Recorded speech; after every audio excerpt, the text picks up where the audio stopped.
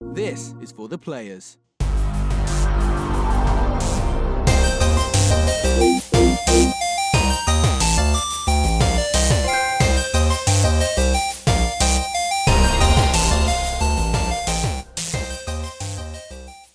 I'm Ryan Betson. I'm Josh Saunders. And this is For the Players, the PopCulturists PlayStation Podcast. Almost 40 years of playing PlayStation and 6+ years in that games media combined. We thought we'd throw our hat into the ring and join that PlayStation conversation. If you would also like to join that PlayStation conversation, you can do so every Monday morning on YouTube at 9 a.m. and on iTunes and other podcast services at 8 a.m. How do you join that conversation? Simply head over to www.thepopculturists.com/questions.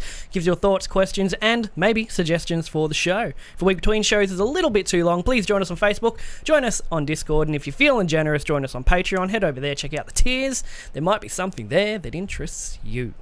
And if you want to show your love for the PopCulturists on your buddy, head to thepopculturists.com/shop where you can buy shirts, mugs, phone cases, anything that we can slap our logo onto, we did it. And we should also mention as well that we are on the road to 1,000 subscribers, as we mentioned last week, and everyone on the internet's mentioned. YouTube is doing some really weird shit with its partner program. So if you don't have over 1,000 subs, you don't be part of the partner program. Now, for us, the ad revenue is not the issue. You don't be part of the partner. Yeah, you don't be part of it. That's how it works.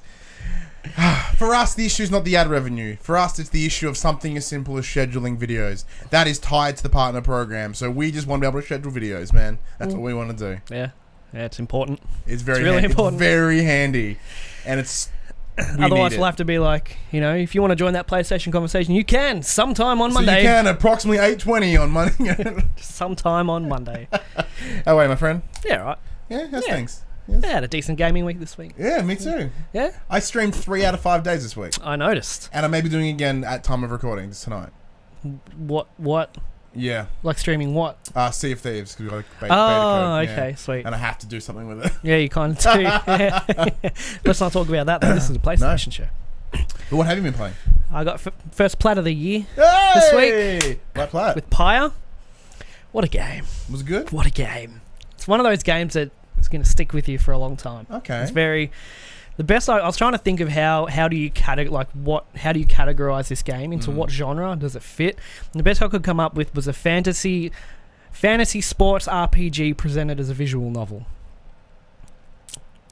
Wow. Yeah. It's very, very unique. Very, very charming, but very in-depth. Like really good storytelling. As Supergiant do.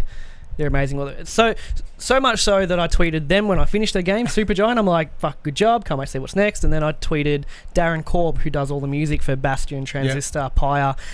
I'm like, dude, best part about these games is we get more music from you. Because he's really one of the fact that, one, he does the music by himself or composes it by himself. But then these 3 huge games are done by a 12-person team. Just amazing. Such a good studio. See, I kind of fell down the same video game music trap, but it's something I've done before. Mick Gordon, the guy that does Doom and all that. I fell down his hole again. And I'm like, oh man, so good. Yeah, so I speaking of one man doing a killer soundtrack for an astounding game. Yeah. So it's my birthday this coming Thursday, so I'm going to get Happy birthday in advance. Probably the Bastion and Transistor vinyls. Oh shit! That's you got my old record playing now. Yeah, but Pyre doesn't have a vinyl release yet, but I will get that when it comes out. And I picked up Oxenfree as well, just on a whim. Just kind of browsing the store, $6 down from 20. I was like, sure. I want to play more indie games this year. It's kind of my goal is to play a few more indie games, and I have already with Pyre, Matterfall, Oxenfree now.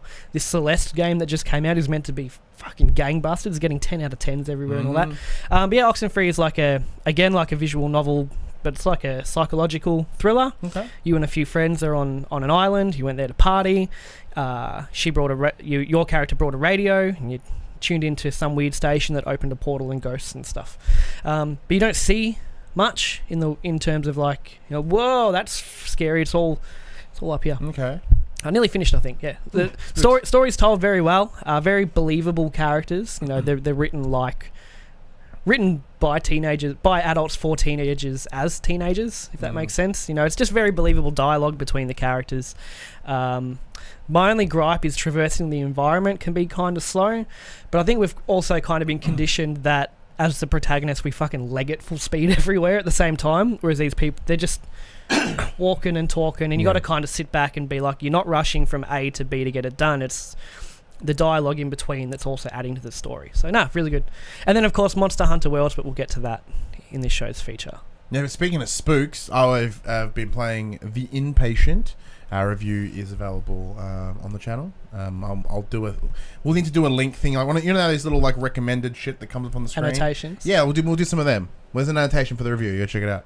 Well, you'll have to do that because I don't know how. Yeah, I have no idea. I'll have to work it out. We'll just suss it out. We're playing The Impatient, so thanks to PlayStation Australia for sending us a code for that. My 4th credits for the year. Mm-hmm. Very nice.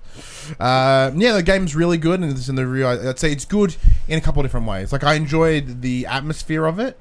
So now there were some things that I did get wrong in the review that I want to correct right now. First things first, the game isn't about 4 hours long. It's about 2. I think I took about 3 because I was just searching everything. I was like nook and cranning that bad boy. Yeah. So my mistake there. I've oversold that. And the other thing I failed to mention in the review, which is incredibly important, is it's got voice recognition. So when you're talking to a character and there's dialogue options, there's left or right, you can, with the microphone in the headset, you can say the dialogue option and it goes bloop. Did the game tell you that? Yeah, at the very start. It's Okay. like, hey, we have dialogue options, you just read it. Then you got a spook and forgot everything. Read the one you want. Yeah. So when we're doing the review, I was like, the one thing I forgot, because it's oddly intuitive, because I'm like, because I would find myself not just reading it like blandly. I would like put some inflections and shit on it for fun. Especially when I'm being a jerk. I want to investigate the corridor. Yeah, I'm like, I'll take the corridor for 300. I'm like, Thanks, what do Barry. you mean? Rather than just being like, what do you mean? I'm like, well, what are you talking about? I'm guessing the two, whatever dialogue options presented are different enough that even if you had a thick accent or something, it's still based on syllables or something, it kind of picks it up. Keywords. Yeah, keywords or, amount of syllables said in the sentence or whatever as well, yeah. Because, so like, what are you doing? Like, you can kind of slur what you together. How are you doing? How you doing? Yeah, I'm doing. G'day. Like, all right, cool. Yeah. Picks it up. And I've never, only like once or twice I had to say it again to really trigger it, and then it's gone, oh, okay, cool, yeah, you wanted that one. That was really good. Same thing, really slow and sluggish. You don't run at all in the game, which is kind of a bum, because like the game would be better if you could get a little bit of a sprint, because it's like, just dawdling around. Yeah, just kind of it adds to the suspense in certain moments, but other moments it just kind of pains you. And as I said in the review, like I had quite an abrupt ending, and I was like, okay, that's really dumb. And then I checked the trophy list, and there's 10 other options that I didn't do. Okay. And I'm like, oh shit, okay, I've missed some big steps here. So it may only be 2 hours long, but the replayability is quite high. Like I was in a group that I'm a part of on Facebook, someone was talking about they've got the platinum for it and it took them 6.5 goes. I'm like, wow, I'm not playing it that many times. But, because I thought about it, I'm like, maybe I can get the plat. Because I got most trophies on the first run. I'm like, ooh, can I get a plat for the year? Nah. But no, I had a lot of fun doing it. It was good to get the PSVR out again. So you're already at 4 for the year. Yeah. I'm close to 3. I've got Pyre. Matterfall is just 1 level. It's just the last boss. I can't do it.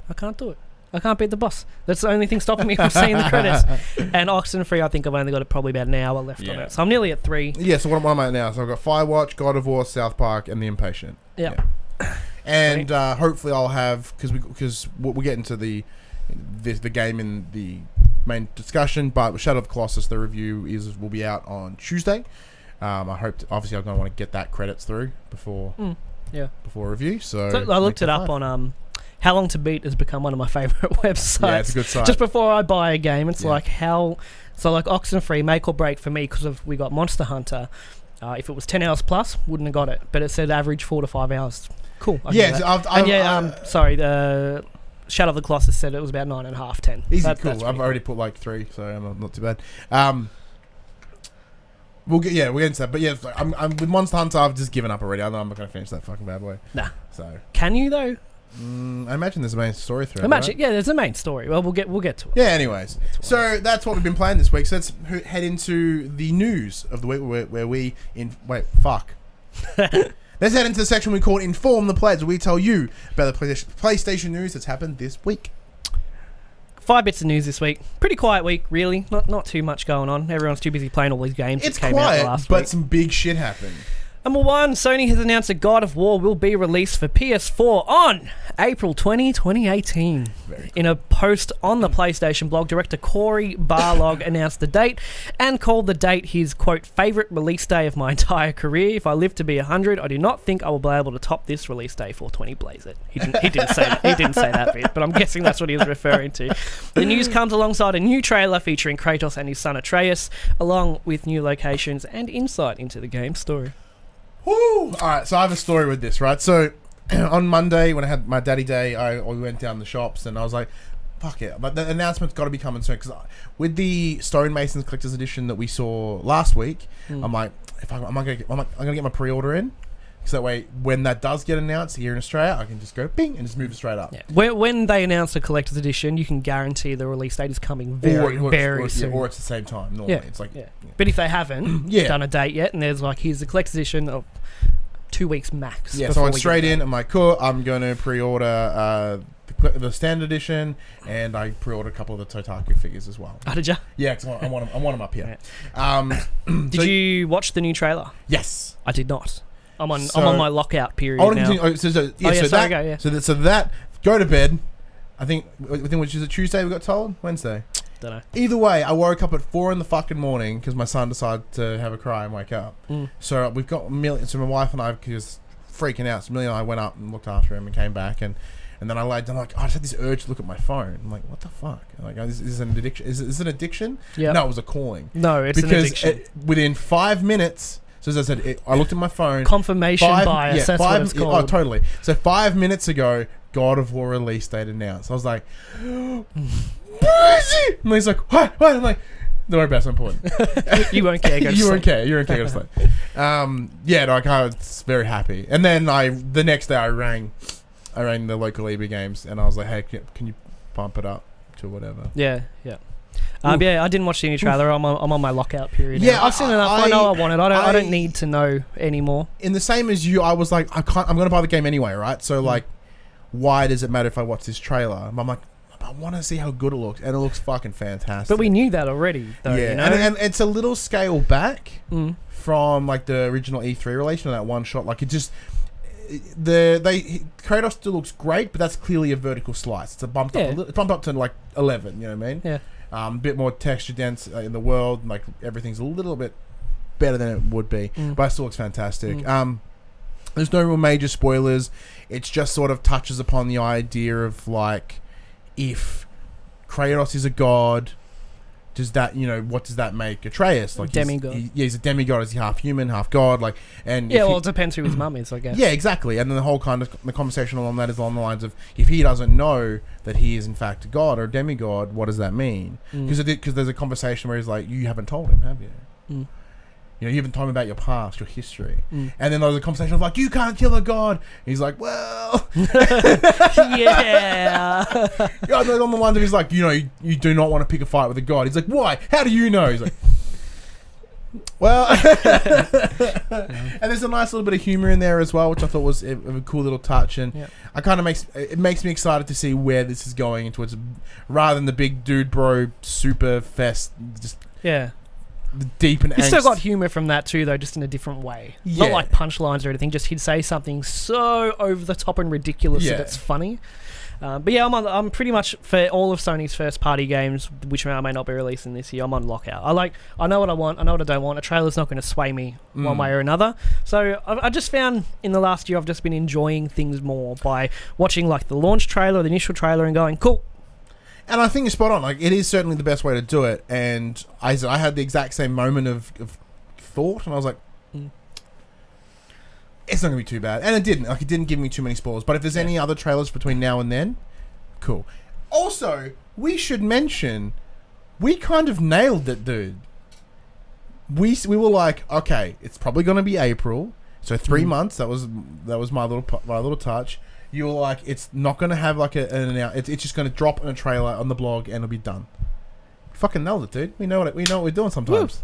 Some would think we might have inside sources. Some you would think. Don't. Some would think we actually may be okay at what we do. Yeah, maybe. But we're not. Nah, not really. Number 2, more on this first-party stuff. Quantic Dream also confirmed that Detroit Become Human will be releasing in the US spring 2018.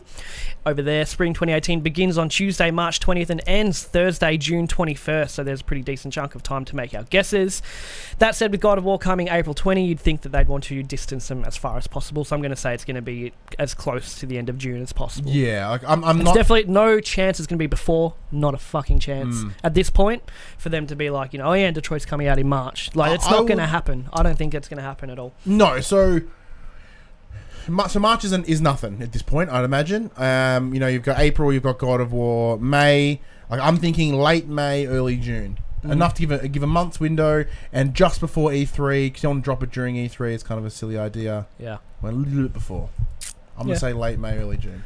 Yeah, Sony. I'm banking on late May. Actually. There was a quote from Sony sometime last year where they said any game that they've shown that has a 2018 window will be in the first half of the year. Which is interesting because remains to be seen. Spider-Man, Days Gone. See, oh wait, no, did Days Gone get a window or not? So, side note, what I want to do is I've been listening to a lot of podcasts lately, and every sort of games podcast, like, oh, that's interesting, rather than using other words. So, like, I'm trying to actively avoid saying that's interesting. You have so many words in your vocabulary you try to avoid saying. Yeah, because it's every week tropes. It's something else. I watched this video and I heard someone say this 4 times and now I can't say that word. Yeah, because again. To me, it's if 3 different shows all say the same shit, I'm like, well, that's an echo chamber. Like, I don't want us to be an echo chamber. Where were you going with this? So the whole idea is like, it's fascinating that, because with the 2018 thing, right? So would that put Spider-Man in June? Because that was given the 2018 slate. I personally think it'll be like October or something, but... Remains to be seen. Yeah. Number 3, we get into some delays now. No updates on the controversy from last week? Nah. Okay. Nada. Pretty much. It'll all be like, I think, under the table discussions at this point. Yeah. Number 3, delays. BioWare is reportedly focusing the majority of its team from both its Edmonton and Austin studios into its upcoming game Anthem, online open world multiplayer RPG announced at E3 2017. According to a report from Kotaku, sources close to Anthem place its release date closer to early 2019, citing the fall of 2018 release window as unrealistic. Pressure to launch before the end of EA's 2019 fiscal year makes a delay beyond March 2019 less likely, sources told Kotaku. IGN also reached out to EA for further comment. Over half a dozen people close to Anthem spoke to Kotaku about the pressure surrounding the project, which has allegedly been in development since 2012. According to Kotaku sources, recent industry controversies, noticeably the backlash for Star Wars Battlefront 2 loot box progression system, and Bungie's overhaul of its 2018 plans to address negative feedback from Destiny 2 community, has placed pressure squarely on the Anthem team to produce something great. I feel bad for him. I really do. All eyes are on Anthem now because EA is a big shit show, and we've shown in the last 6 months that gamers as a community are pretty much at tipping point with bullshit. All this microtransactions and all that kind of stuff. So there's been a lot of pressure on the Anthem team.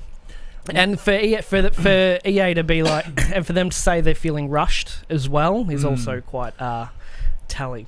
See, it's not new news for EA to rush out an incomplete game. So that part, I'm like, all right, I'm not too surprised. But my real question is along the lines of, okay, so they've clearly had this structured model of microtransactions, right? EA have released Need for Speed, littered with microtransactions. Every sports game. Star Wars Battlefront. All the sports games with Ultimate like Team. FIFA and Madden and apparently NBA. They made 600. Oh, and the NBA, that's NBA 2K. My apologies. From whatever Ultimate Team is, I'm not sure, but I know it's a thing. They made $600 million in microtransactions alone from Ultimate Team last year. And then apparently the UFC game, which is an EA game, is just as broken with microtransactions. Yeah, UFC games are always just broken. I mean, you look at all the clips. I remember the first one, UFC Undisputed. And they all you put them in like a headlock, but then they'll elbow them in the back of the head, but the elbow will wrap around their own head. So like just wacky things happening in that game. So I'm wondering whether they had Anthem had this big microtransaction plan, and they've gone, all all right, bring it on back. Or they're just going to be like, fuck you, double down. Yeah, well, Anthem will be intriguing to watch play out because it really is the... Last use of intriguing instead of interesting. Not make or break, because EA is not going to break for a very long time, but it could be the game that makes everyone not get back on EA's side, but be like, okay, they're not that, or maybe they're listening, or, it could be the game that comes out and it's just fucking amazing. There's no microtransactions. There's tons of content. That's unlikely. It's unlikely, but it could be. I like your optimism. You know what I mean? I like to say optimistic, even against EA. But yeah, unfortunately, what happens is something I want to talk about in another topic sometime, is that all the hate that these companies get, Konami, EA, Activision, sure, the hate is deserved, but the teams working on the games also deserve their work to be recognised. This ties in what we said last week with Quantic Dream and how, we so it's hate like the artist, love the art. Boycott this, boycott that, and it's a hard thing to kind of go around, because you don't want to buy the product to give the company money, but you also want the people that just want to make a good fucking game, you want them to get their due diligence and be like, you did, your part of what you made in this is fantastic. They get their reward. It's graphically amazing. The UI is great. The music's awesome, and it's all overlooked by. It has a loot box system in it, and I want to go in depth in that at some point, because it's kind of a hard line to I'd love to talk about it. Sit either side on. But I wouldn't expect Anthem this year anyway. Sorry, if Anthem releases this year, I'd wait on buying it at launch, because it'll probably be a shit show. Yeah, I'd be very baffled if it releases this year. Number 4, it looks like the popular vehicular soccer game Rocket League is set to see cross-platform party support in 2018, building off its cross-platform play functionality. When asked on Twitter whether the feature was coming, the official support account for the game replied saying, "We're actively working on cross-platform party support for 2018 release." I'll kind of skip through the rest of it. More cross-play support is no surprise, as Sonic's Vice President Jeremy Dunham told IGN last year at E3, quote, "I think without cross-network play, you're almost holding back the advancement of games in a way." With its reveal on Switch With its reveal on Switch at last year's E3, Psyonix has opened up cross-play among Switch, Xbox and PC. As of August last year, Psyonix said talks were still ongoing with PlayStation to allow for cross-party play with other consoles. So what they're looking at doing is, you log into your Xbox Live or your Nintendo account or whatever, and then you will probably automatically log into a Psyonix account, a Psynet account, and then you use that user interface in the game instead of using... That is absolutely perfect. perfect. It's perfect. It's amazing. It's great. They talked about one of the biggest problems. If I remember right, the conversation on the line was like, we don't want someone logging in on an Xbox you don't want to be account. playing Rocket League on your Switch, and then, Nintendo wouldn't want to see the Xbox logo flying across their screen, yeah? So this is a perfect solution to it. Very cool. I imagine the netcode's going to be quite fucked, trying to get that going. My only issue is this, it's, great, it's another fucking launcher that I have to have an account to. I've got Uplay, I've got BlizzNet, or I've got I get all that, yeah. But this is a unique kind of situation too. Yeah. It's like, you don't need to log into PSN and Psynet to play Rocket League. It's just, if you want to use your PSN, you use your PSN as a So, but if you have friends that play on other consoles other than PlayStation at the moment, it is an intuitive way to get around the netcode barriers that would be there. Yeah. And PlayStation is still just like, no. It'll happen. And that's fine. It'll happen. One day. One day it'll happen. But it will happen. Number 5, and last bit of news for the week. There was no top-selling games as I'll of do a quick hunt. Early this morning when I had a look. Compulsion Games has announced We Happy Few will be released a bit later than originally planned. The title, which was previously slated to launch on April 13th this year, will now be released on PS4, Xbox One and PC sometime this summer. What date this year? April 13th. Oh man, that's a huge offer. Compulsion Games also released a new developer video that offers a peek into the game's second playable character, Sally, and outlines what else is ahead for We Happy Few. Still not up. Yeah. The eerie survival adventure set in a drug-addled dystopia in 1960s England needs some additional time for polish after Compulsion made substantial changes to improve the first 2 hours of Arthur's story. Thanks to the studio's partnership with Gearbox, the scope of the crowd-funded roguelike expanded to feature a full story-driven campaign with over 250 different encounters and 3 playable characters, each with their own backstory. There's a lot of backstory to this game, really. You could look at it as a Kickstarter success story or as a Kickstarter failure, in the way that it was, you know, everyone that put their money into it was based on it being this cool looking, you know, indie title. And then, of course, it gets picked up by Gearbox, and then it gets put up to AAA pricing. It gets collector's edition. It gets pre-order bonuses, and it gets all the sprinkles, all the garbage that comes with it, all the toppings for that wee happy cake. You know what I mean? And you know, the more I hear about it, the less I'm really interested. I agree. I wasn't interested initially. I did see the original Kickstarter campaign. I had a look because every now and then I'll just jump on Kickstarter and just browse, just see what's you know what's going on. Never Kickstarted anything, but you know I'm poor. And yeah, when I first saw it, I was like, that's interesting. And then, you know, it's Gearbox picked it up, and I'm like, oh, you know, that's really good for them. And then the more and more that comes out about it, I'm like, oh, I'm probably just not going to. Yeah, that's something I was sort of intrigued by the idea of this, like, well, what does that mean if it's this big independent game that's now AAA? Like, okay, what's this? Like, it's not an indie game It's all anymore. well and good. Like, does that change the scope of a game? And clearly it does by the looks. By having it come out, like, almost a year later, like, or into the next calendar year at least, that's a bit of a delay. Yeah, I don't know. Like, that's not like 2 or 3 days. I'm just getting the feeling that they may have expanded their scope a little bit too much, a little bit too far. It's like, you know, we have publisher funding, you know, now we can do everything we wanted to do, but maybe they've kind of pushed it a little bit too far. And instead of getting a really tight 20-hour game, we're going to get a really, what's the word I'm looking for? Loose, messy 20-hour game because they've tried to fit all this extra stuff. We don't know. We'll wait and see. But yeah, I know a lot of people are keen for it, and the delay is always disappointing. But you know, yeah, I think Jess was quite keen. Remember, right? Yeah, that's it. This is where you do the segue. I don't remember it. That's it for the news in Inform the Players this week. Now we're going to chat to the players about Monster Hunter Worlds and Shadow of the Colossus with our first impressions. Yes. Which one to kick off with first? Go Shadow of the Colossus first. Cool. So thanks PlayStation Australia, we've been given very lovingly early access to Shadow of the Colossus. Now this is the remake from Bluepoint. So it's coming out February 6th. I'll look it up while you talk. Yeah, so it's the ground up remake from the PS2 classic Shadow of the Colossus. Think... Yeah, Feb 6th. Nice. Think Crash Bandicoot Insane Trilogy remake. Exact same game. Just everything about it, just same treatment, yeah. Yeah.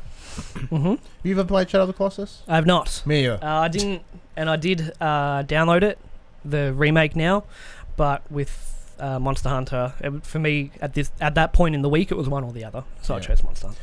Yeah, so I streamed it for about 2 hours, and that was the first time I ever played it. The game is fine. It's visually stunning, without a doubt. Like, it is stunning. Bluepoint are without a doubt one of the best remake factory. Like the remake like it's what they do, and they fucking kill it. Hopefully they're doing it with Medieval. Oh, I'm hoping like Siphon Filter or something. No, because we know Medieval's coming, but we know it's coming now. Come on, give me Metal Gear Solid 1 remake, or give me Siphon Filter. Metal Gear the collection. Oh yeah, bring all the PS2s to PS4. That's what we need. Does it control like The Last Guardian? Yes and no. Like the controls are a little jank, but there's a number of different controller schemes. I picked whatever it was, like the modern one, and it's still not quite perfect. It's a little bit fucked. I got all the controls mixed between getting on the horse and moving the horse forward. And the horse has kind of a base, like a little bit like Trico. In times it just does what it wants. You kind of tell it to go one direction. It's like, yeah, okay. I'm gonna take shit first, and then we'll move on. So remember when you climb Trico, you have this weird sort of climbing mechanic where it's real, kind of just fucked. It's supposed to be dynamic, yeah, right? But it just becomes infuriating. So climbing the Colossus the Colossi has the same animation, so you can clearly see where Last Guardian should have been a PS2 game. But because of that, I kind of give it a little bit more of a, not a leeway, but I'm like, all right, cool, you're clearly a remake of a PS2 game. For better or worse, this is a remake of an old school game. Now, there's another podcast, I think, explained it perfectly. This game is a sandbox with not much sand. Because there is a giant open world where you, in order to get to different colossi, but there is just nothing. Nothing else? Yep. In between that shrine and that Colossus is just nothing. But does fighting the Colossi Is it fulfilling? Is it cool? Is it like how long does it take, for example? Like, is it a good 10-minute struggle to kind of get this done? Like the first two were pretty easy. Third one kind of just jumped, like difficulty spiked really high because I'm shit. And as a gentleman named Eric in the live chat was like, stamina bar, you idiot. I'm like, oh yeah. And then I was playing Monster Hunter when he came back and he said the exact same thing. I'm like, this guy knows. Yeah. So that was the only downside. They kept throwing me sort of off with the third guy, and then I just started the Does fourth. it feel cool though? Like, oh my god! Like visual, because you think, I don't know what was first, God of War or... I think Shadow of Colossus was first, and God of War really got that inspiration. You get the inspiration to climb the giant creatures with quick time events, and then it's this just visual like orgasm of just awesome shit happening. It's like, is it like that? It is a little bit.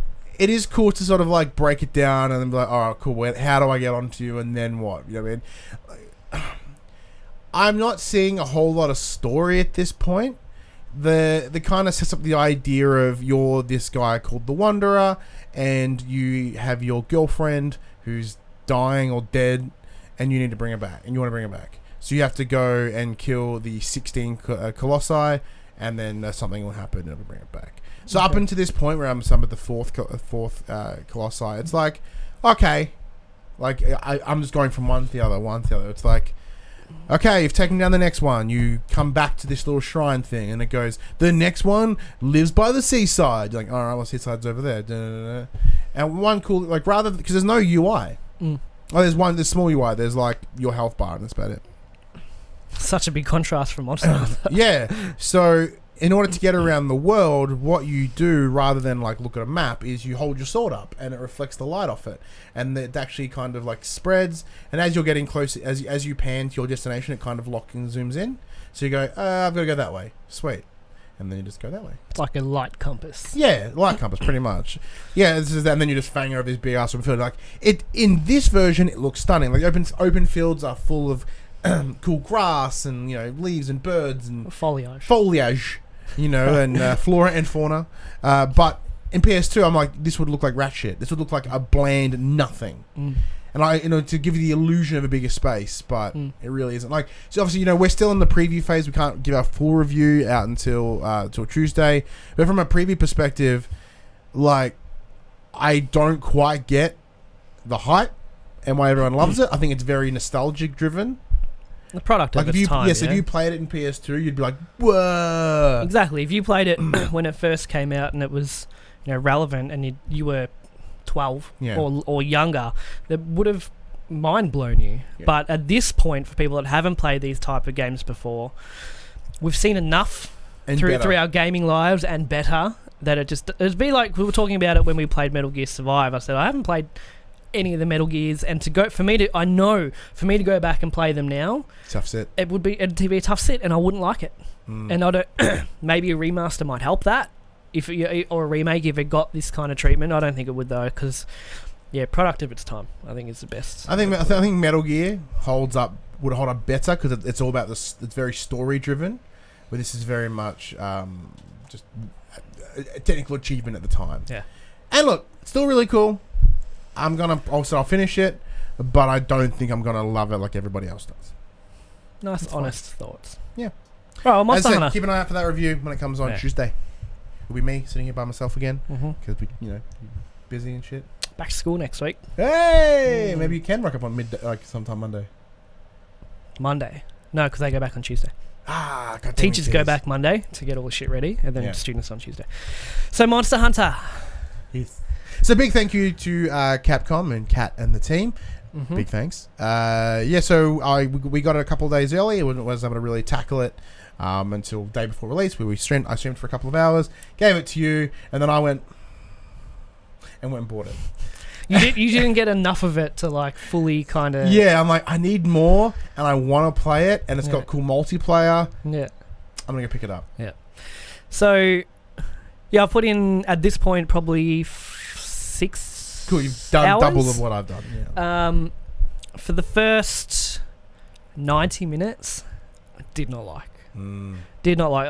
I haven't played any of the Monster Hunter games, and the typical kind of Japanese RPG thing of like, here's all the information in the world ever, And it was just a mindfuck of this and then that. And it's like, here's how you craft. And then here's how you change weapons. That's a canteen for food. And then the monster parts. Go on a quest. Come back. We'll give you the next one. You got a time limit for this one, though. And it's like, what the fuck is happening?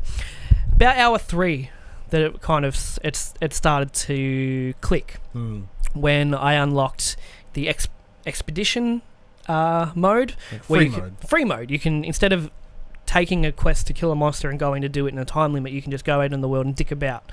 And that's when I kind of got my bearings and I was able to sit and muck around with the crafting menu and everything. And that's when it kind of started to get me. And now it's getting better the more I play it. The more comfortable I get with it, the more I'm enjoying it.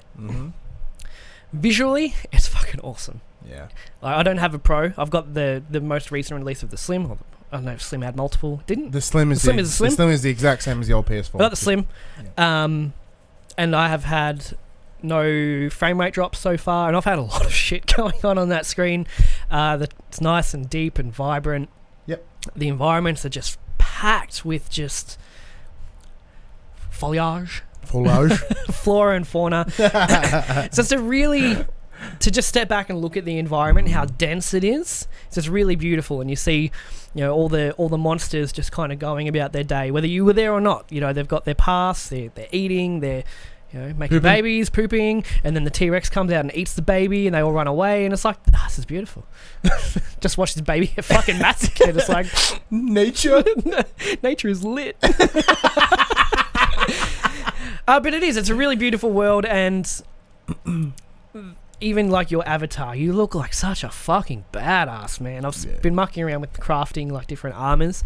What I really enjoy about the hunts is, you kill a certain amount of type of monster to get their specific parts, and each monster has its own armor set you make using their body parts. So very unique looking sets. So like the Jagras, the little like yellow lizard things, if you get enough of their parts, you can make the Jagras set, and it's got the same color scheme and the same like feather. And I got the chest piece. Apparently, every single monster in the game has its own set that you can make. They're all very unique looking and everything.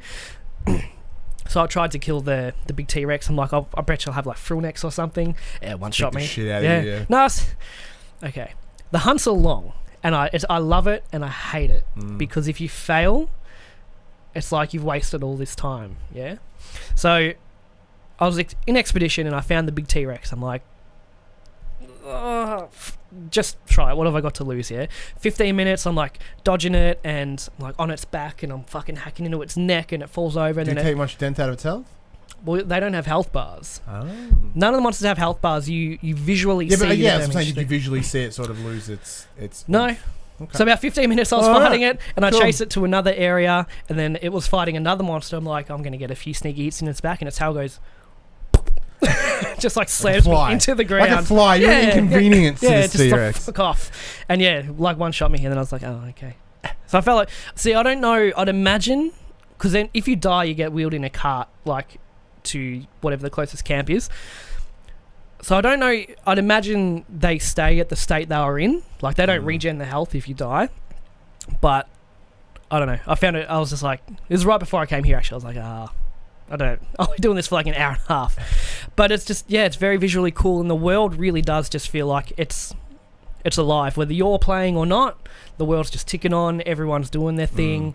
So the story is, from what I've gathered so far, is you're part of a fleet from the new world. No, from the old world to this new world. To fight this big because the Elder Dragons, for whatever reason, the Elder Dragons are every decade or whatever, they go to the old world, and no one knows why. So you're there to find out. That's the gist of the story I've got so far. So I've set up a camp. I've done all the... So my son's here as well. He's just dicking about. So I've set up the camp and all that, and I think I'm at the point where it's like, okay, now let's get this show on the road kind of thing. But it's just so much information to take in. And the UI is very busy, but it's all necessary information at the same time.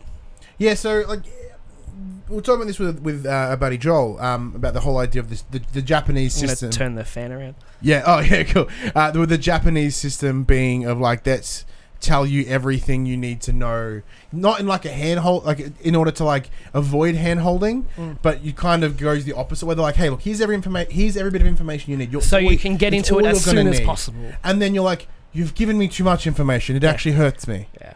So like I made the horrible decision to stream it full of beer and pills. It was like my insides were hurting me. I'm like, I gotta stream this game because it comes out in a couple of hours. This is really good. I'm like, I'm gonna have some beers, I have some pain meds, and we'll have a good time. I did have a good time. Cloudy as shit, but I had a good time. I didn't hurt, if that helps. Yeah. So like I remember what I did, but like it's still like it's a little bit cloudy, a little hazy. Yeah. So I think I would have to create my character again, which is fine. Like, but I did make some sweet armor. Like I made this sweet bone armor. Like, big well, if it helps, it seems like you can't fuck your character up. There's no like skill point. Yeah. Allocations. The armor upgrades. No, because you can just make it. If you just scrap it, you get it back. Scrap it or go kill some more monsters and remake it in the way you want to make it. So it doesn't seem like there's a way you can, quote unquote, stuff your character up and have to start over. And that goes as far as all the weapons as well, because you get a selection of 14 different weapon kits, and you can switch them whenever on the fly. You can upgrade them with monster parts. That's what I've been doing now. Yeah, and they kind of match. Like I'm using it's like I don't know what it's called. It's like a staff sword with 2 blades on each end, like a blade on each end. I forget what they call it though, but I'm really enjoying that because you can push R2 and X to plant it into the ground and launch yourself up into the air. Ooh, cool. Makes it really easy to get onto the back of monsters and start hacking them away. But when you upgrade, like let's say I'm wearing the Jagras armor, I can upgrade my weapon with Jagras parts and it takes on that same aesthetic as well. Don't you like it when you go to the smithy? And I love it. It did get a bit old when I did craft a whole new set of armor. Yeah, I did like 8 times. things in a row. I'm like, I get it. You're really happy about it. So you take all the parts you've got from the monsters and what you've gathered in the world to the smithy, and to upgrade to build new or whatever. And I'm sure you can make your Palico, your little cat friend. Yeah. What's your Palico's name? I forget. I don't really give shit about him, really. I made mine... Foxy. From nice. like Five Nights at Freddy's, because he's red. And I made mine Rufus J. Pants. Yeah, so your cat. My actual cat. I made a perfect replication of my cat, but he has a big bone club. Yeah. But yeah, so you take it all to the smithy, and he's like, what can I get you? And you're like, I want this. He's like, cool. Looks at his boys and makes like, hey! And they're like, yeah, let's do this. Then it's like, oh, yeah. oh. A lot of personality in the NPCs, I think, as well. And I found that even when you go to the canteen, because you can go to the canteen before a mission, get yourself a meal to like boost your stamina, boost your health. And the cats are like, meow, and they're all like getting... the cats are like, meow, meow. So I cooked like this fish dish, and the big cat, like the 2 little helpers put it out ready, and the camera pans in on his face. He's got a bit of parsley. He's like... Just a lot of personality to them, and I found most of the NPCs to be like that as well. But something super cool. Like I think the game understands and knows that people are going to be like, it's kind of like Jurassic Park, because one of the opening things you do is once you land on this island, and then you have to go to Astera. Yeah. So which like is the main camp. So as you're on your way to Astera, you get surrounded by these Jagras, like they're raptors. Yeah. It's fucking they're like pacing it's around beautiful. you. And they're you're like this one, you're like, and then it's like, clever girl. It's just like there's someone behind you and they swarm you. It's really cool. And then as you're running, it's just like Jurassic Park. So like as they're running to that last bit to escape, in comes the fucking T-Rex. Yeah, it's called Astodon. It starts with A. Asgaroth, whatever it is. Yeah, and it's throwing them, the rest are jumping on him, and it's like, just run past him. It's and Jurassic Park. I'm like, this is awesome. Yeah, and the whole game is pretty like the first forest. It's multi-layered, so it's not like you're on a plane. There are caves, and you can go into the caves, but they loop back around to this side. It's a very multi-layered world, and I remember chasing a cockle or something. It's like a Dilophosaurus kind of thing, and it picks up like rocks and pegs them at you. And I'm like, oh, got it. It's like, clear the camp, kill this thing, because it'll keep coming back and fucking us up. All right, I'm killing it. I'm like, just give me a hard time. And then I happened to it ran into the path of the T-Rex. And the T-Rex was like, I got this for you, and killed it. And it's like, mission complete. I'm like, thanks, bro. And it's like, now you. That's got the real Japanese run, like the back arched backwards. Yeah. It's very, very cool. But speaking of weapons, though, going back to that, so the one I'm using the sword and shield that becomes a giant axe. But yeah, what yeah. I'm finding is I'm using it predominantly as a giant axe. So I think I might just switch to a giant axe. Well, you can get the axe sword. No shield, but it goes from a 2-hand sword. And you go like Bloodborne, and it goes, and the axe bit comes out of it. I'm gonna switch to that one, I think. And then it has, because in the training mode with all the weapons, it shows you all the combos you can do, and it has a combo where you like start with the sword, and then halfway through you flick it to the axe to do a big finish on the combo. Very, very cool. Because I'm finding myself not using, because I was hoping to be like bash, bash, bash, shing, thunk, but I'm not quite getting that motion, and I think I might switch to that so I can get a little bit of distance between me and the creature, but enough to cause some fucking damage. All 14 weapons play so differently to each other that it's pretty much guaranteed you will find one that suits your playstyle. I tried the 2-handed sword, I tried the dual wielding. I need to be a bit faster, I think, but not much in the way of like evading. So yeah, I ended up settling on, I forget what it's called, this staff with the 2 blades on the end. That's what I'm really, really enjoying. I enjoy the combat in the vein of you can lock on, like, as in it's very like heavy. You're a lot of dodging, a lot of like planning your combos and seeing where you go and like monitoring their movements. Their tellings from the next attack they're about to do. The only problem that I have, which I may be wrong, once again, full of pills and booze. I know what you're going to say. Is like you can lock onto the character visually where the camera will lock on, but you don't lock onto the character. No. And I believe that is because I can confirm that I looked through the options. I couldn't find a way to lock you onto it. Mm-hmm. I think it's because locking onto an enemy, pretty much that's their hitbox. But in Monster Hunter, you're looking at chopping off limbs. You're looking at hitting them in certain spots to weaken them. So I know some of them you can, if you hit their leg enough, they'll start limping and they're a lot slower. That shit's real clever. Because I took on a giant Jagras did exactly that. He's like, exactly. And I'm sure there's somewhere, you can hack off something that, like, maybe hack off the end of their tail that has a spike on it and they can't attack you with spike tail. Because it's all about you targeting specific areas. And hacking off certain limbs as well gives you certain items you can take for upgrading that you might not get just for killing it. You need to hack off this certain body part. So I think that's why. But I have found it. The combat so far is very heavy. I found, and the biggest obstacle is that you can't dodge halfway through a sword swing. You know how it's like an action cancel when you hit dodge? It's like, I'm going to dodge. You have to finish that attack. Those things are heavy. It's heavy. Yeah, you can't just pull yourself back. So it makes sense in the scope of the game, but it does really emphasize you need to plan your hits. And weapon degradation. Not a fan. However, I do like it in this because there's an infinite little thing. It's not like, that sword's done. You're like, all right, cool. Step back from the fight, sharpen your blade. The next time you knock them down, you can either spend that time wailing them or use that time to potion up, sharpen your weapon, because the sharper your weapon is, the more damage it's going to do. I'd imagine that you got the infinite one, but I have also been fishing and I caught a fish I got that does it quicker. It's like one swipe and it's just as sharp, but it doesn't last as long. Imagine there's a lot of different what are they called, grinding stones that you can use, but I'd also imagine later in the game there's probably a way to sharpen them even further so they last longer. But at the start of the game, it is probably multiple times in a boss fight, probably 3 or 4 times I need to go fucking sharp. And the worst is when you're sharpening it and the creature gets up and starts barreling at you and you're like, the music's okay. No tunes that really grip me so far. Out in the world it's mostly ambient, I think, because you're with, like how I said, the world is multi-layered. You can hear thump of footsteps around you, but you can also hear them if they're above you. You can hear them if you can hear where the monster is in relation to you. So I think that's why they've kept the music very, very minimal out there, because it is all about hearing. I know once I was just running along and I heard footsteps behind me. It's like turn around, there's a Jagras or what, a jag something, just like. So I think that's why the music is quite low. But in like the main hub, I do like the main hub, the Astera. It's very nice and big. You can do all your things there, and it does really feel like I'm going on a hunt and I need to prepare. I'm going to go to the smith and upgrade. I'm going to get a feed from the canteen. I'm going to go to my storage, maybe make a few traps. And it really does feel like I'm prepping for something big here.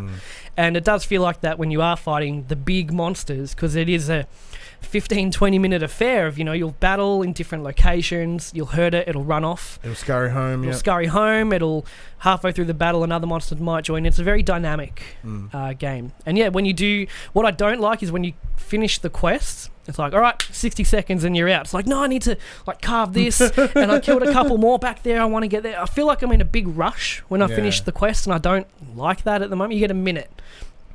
And yeah, I just feel rushed. Because, finishing the quest, you should be like, whew, okay, get my bearings for a sec. But no, it's like, quick, carve up your kill and, get ready because you're out. So I think that's where the expedition mode would be better. Yeah. So far, all the bosses I've fought through a quest, when I go into expedition mode, they're out there as well. So it's like the quest introduces you to them, and then when you go expedition, they're out in the world. So if you want to farm them, you can. Yeah. But they're also in expedition mode. They're not there the whole time. It'll say, adaptive, it'll say, this creature will be leaving the vicinity in 10 minutes. It's like, well, if I want him, I got to go kill him. If not, they're gone.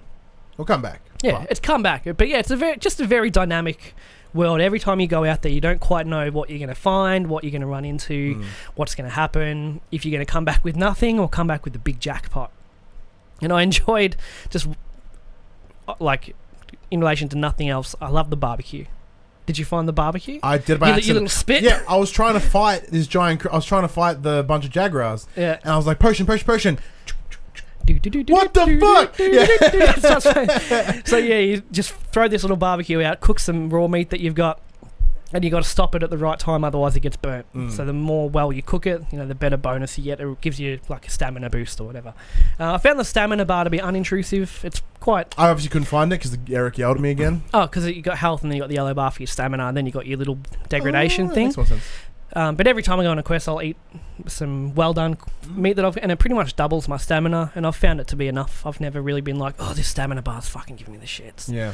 But I haven't tried the social space yet. Like the multi, because I'm keen to try that. The ship you come in on acts as the multiplayer space where you can party up with friends and all that kind of stuff. But I haven't been there yet, but I'm keen to try that out. I found last night, took me aback a bit, is when I just wanted to start my game. So I joined an online session. It's like, I don't want to join it. I want to play offline by myself. And it's like, no, you have to join an online session. Oh, get fucked. See, I was lucky when I played it. The patch for the multiplayer hadn't come out yet, so it was like, man. I'm like, all right, cool. So I'm like, well, how do I just play offline? No option. Like, fine, put me in online. It's like, failed to connect to online server. I just want to play my game. Like and then good. After it fails connecting to online, then it goes, well, we're gonna have to put you in offline mode. Cool, that's what I wanted anyway. Just put me in offline mode.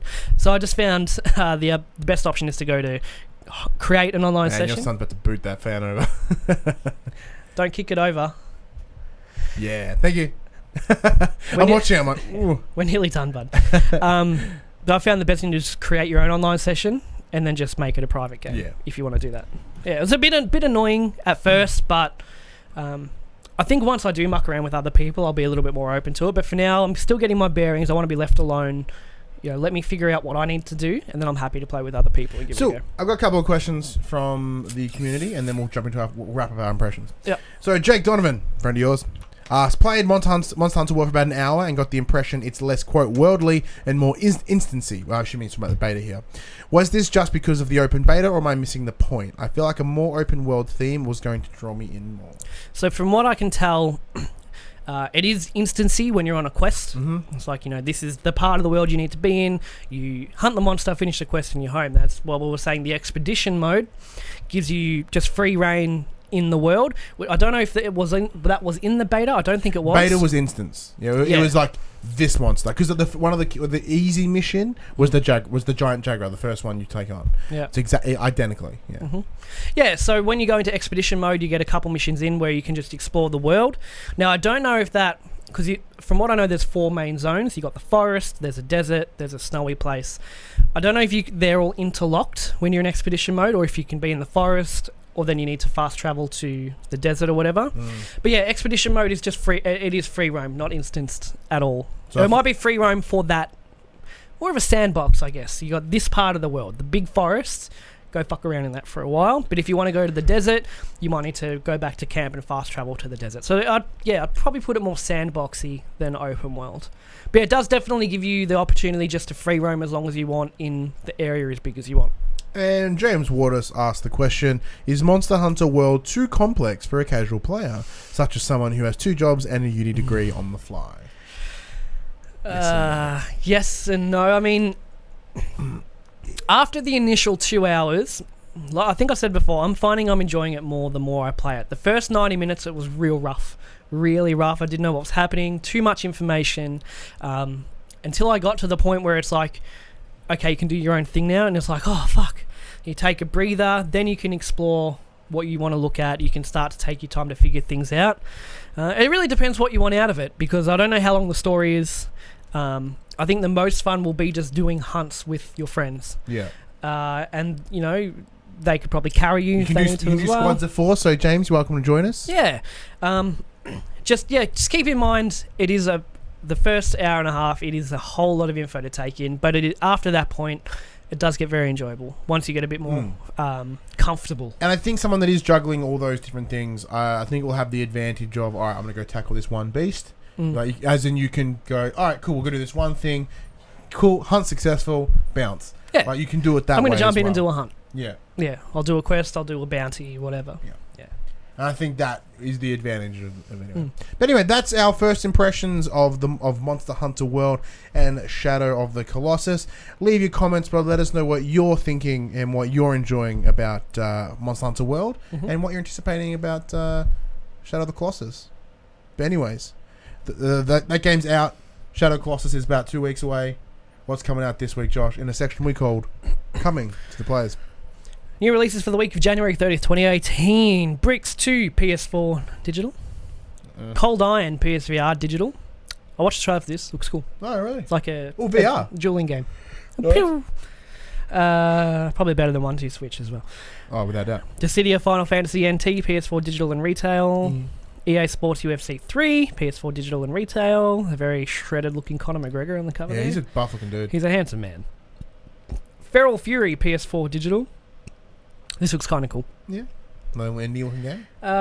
Think like Binding of Isaac, but you're a panda soldier with like futuristic weapons and stuff. Tuk-tuk? So yeah, you kind of you go into a room and then you can go left, right, or down, and it's all like procedurally generated. It's like a twin stick shooter in controls. Looks cool. Yeah, I might pick that up. Fruticaya 2, PS4 digital. Nightmares from the Deep 3, Davy Jones, PS4 digital. Out of Ammo, PSVR digital. The Pierhead Arcade, PS4 digital. Railway Empire, PS4 digital and retail. Restless Spirit, PS4 digital. Striker's Edge, PS4 digital. Time Recoil, PS Vita digital. Wolverblade, PS4 digital. Whole bunch of nothing. So you gotta pick up Monster Hunter World. Good. Quiet week this week. Anyways. I'm thankful. If you enjoyed that PlayStation conversation, you can join in many more every Monday at 9 a.m. Australian Eastern Standard Time on YouTube, or 8 a.m. on iTunes and other podcast services. How do you join that conversation? Simply head over to www.thepopculturists.com/questions. Gives your thoughts, questions, and suggestions for the show. If a week between shows is a little bit too long, please join us on Facebook, join us on Discord, and if you're feeling generous, join us on Patreon at patreon.com/thepopculturists. Head over there, check out the tiers. There might be something there that interests you. And of course, if you want to show the world your love for the pop cultures and get that on your body, head to thepopculturists.com/shop. You can buy sweet shirts and things and phone cases and whatnot. And as we mentioned, we are on the road to 1,000 subs by February 20. Not too bad. We're getting pretty close. We're in the final stretch. Yep. I said we want to do it not for the monetization. We just want to schedule videos. Something so simple. Please help us out. Subscribe if you've liked what you've seen and whatnot. I'd like to thank Alex for coming and joining us and sitting in the corner and behaving like a damn champion. Good man. Anyways, I'm Ryan Betson. I'm Josh Saunders. And I'm Alex. And that was for the players.